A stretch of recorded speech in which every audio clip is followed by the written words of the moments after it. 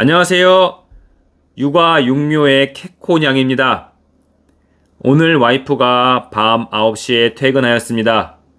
와이프가 육아휴직이나 조기 출퇴근을 요청할 수 있는 선진 근무 환경임에도 불구하고 복직 후 아이와 하루 한 끼를 같이 먹는 날이 거의 없어지고 있습니다. 자녀를 가진 부모가 휴일이 아니면 자식과 맘 놓고 저녁을 먹을 수 없는 사회. 사실 언제 멸망해도 이상한 게 아닙니다. 2017년 대선의 핵심은 바로 저녁이 있는 삶이었습니다. 판교의 등대란 말이 요즘은 잘 안 나오던데 IT 업계분들이 야근을 하도 해서 지어진 별명이었습니다. 당시 하청일을 하던 프리인 분들이 종종 과로사로 사망하는 사고가 기사에 뜨곤 했죠. 야근이 문제였습니다. 아침에 출근해서 새벽에 퇴근해 집에서 샤워하고 옷만 갈아입고 다시 출근하는 사람들이 부지기수였습니다. 중앙부처 일부 공무원들도 그렇게 일하다 돌아가신 분들이 있으니 민간 기업은 오죽했겠습니까? 헬조선 하면서 노년층에게는 자국비하라는 비난을, 젊은 층에게는 기회만 있으면 뛰어나오고 싶은데 나갈 수가 없는 내 신세, 이번 생은 망했네라는 말이 유행했습니다. 코로나19를 지나면서 회사의 회식은 줄었지만 출산율은 여전히 수직 낙하 중입니다. 2023년 상반기 전쟁 중인 우크라이나가 출산율이 0.8인데 반해 2023년 한국의 출산율은 0.72명, 그나마 지금은 0.6명대를 찍었다는 뉴스가 보입니다. 연금, 초고령 사회, 출산율, 이 모두는 하나의 줄기로 연결되어 있습니다. 한국의 붕괴 혹은 부활이지요. 솔직히 왕조가 아닌 상황에서 민주주의 국가들이 세계적으로 유지된다고 하면은 대한민국은 영원 불멸할 줄 알았습니다.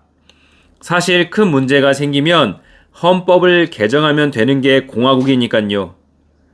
출산율 0.6명대는 유럽 인구 절반을 중세시대 때 날려버렸다는 흑사병보다 심각한 상황으로 한 세대 만에 200명이 70명으로 감소하는, 하나님이 유대인을 탈출시키겠다고 이집트에서 첫째를 모조리 몰살시킨 것보다 더 놀라운 일이 일어난 겁니다. 재밌는 건 성경을 믿는 한국의 기독교인들도 인구 감소를 딱히 몸소 걱정하는 것 같지 않습니다. 출산율을 높이려면 아이가 있는 부모가 아이들이 성년이 될 때까지 자식과 전역을 할 수 있게 법적으로 강제하는 방안이 고려되어야 합니다. 서울 평균 출퇴근 시간이 79분 소요된다고 하고 일반적으로 오후 6시에서 7시 사이에 저녁을 먹는다고 가정할 경우 미성년자 자녀가 있는 경우 오후 4시에서 5시 사이에 퇴근을 시켜줘야 합니다. 예? 말이 안 된다고요? 사실 지금 그럴 논쟁을 할 시간도 없습니다. 한 세대 만에 5천만 인구가 2천에서 3천만이 되는 게 기정사실입니다.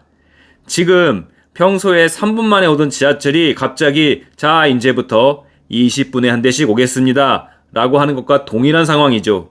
아마 출퇴근하시는 분들이 지포가 돼서 나올 겁니다. 그 고통은 끝나지 않을 거고요. 이 정도 출산율이면 사실상 끝난 게임입니다.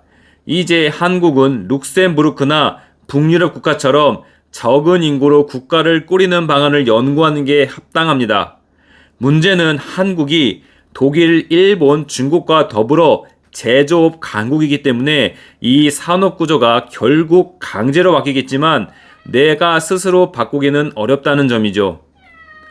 종종 딩크족 분들이 주변에 계시던데 저랑 남편 혹은 와이프랑 행복하게 지내기로 했어요 라는 말을 하시던데, 그렇게 지내시려면 농담이 아니라 얼른 한국에 있는 자산, 아파트 다 팔아서 달러로 바꿔서 호주나 미국으로 당장 이민 가실 걸 권장합니다.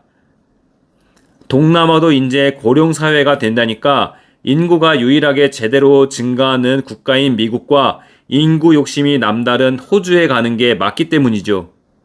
한국에 계속 살고 계시다가는 카드를 신나게 돌려막는 대한민국의 종착점이 인구 감소로 인해 겪을 수많은 고생길이기 때문에 두 분이서 손을 꼭 잡고 대한민국 정치인만 욕할 일이 남았기 때문입니다. 솔직히 어떤 혼란이 올지 모릅니다. 연금을 못 받네? 이거 애교 수준입니다. 쫀쫀하게 지금 연금 타령을 하십니까? 그건 결과 중에 하나일 뿐입니다. 결국 혼돈의 도가니탕이 되는 대한민국에서 딩크족들은 그리고 싱글족들은 사후 자신의 재산을 물려줄 것도 사실상 출산율 저하로 친인척 중에서 받을 사람이 없으니까 국가에 기부하는 평생을 세금을 바치고 마지막 잎새도 국가에 바치는 애국의 길이기 때문입니다. 딩크족 그리고 싱글들이 선택이 물론 이해가 되는 부분도 있고 개인의 자유를 최우선시하는 자유민주 국가에서 그들을 강제할 수도 없지만 결국 종착역은 정해져 있습니다. 이 부분에 있어 책임 공방은 무의미합니다. 과연 누구 개인의 잘못으로 끝낼 수 있나요? 우리 사회가 과도한 사교육비, 야근을 아름답게 포장하던 문화 등등 사회적 문제를 해결하지 못한 결과가 바로 대한민국의 소멸, 그리고 우리의 미래의 소멸입니다. 사실 이제 대한민국이 출산율을 높이는 방법은 누구 주머니에 들어가는지도 모르는 수십조, 수백조의 저출산 대책보다 실질적으로 육아휴직을 거부한 기업주를 바로 구속하고 미성년자 자녀를 둔 부모는 무조건 오후 4시에서 5시에 퇴근시키는 조치일 뿐입니다. 응? 그런데 아무도 안 하죠. 결국 오늘만 사는 게 현실인데 달궈지는 물속에 있는 개구리처럼 서서히 익어갈 겁니다. 그리고 우리가 누렸던 이 아름다운 대한민국도 결국 고통 속에 빠지겠죠. 감사합니다.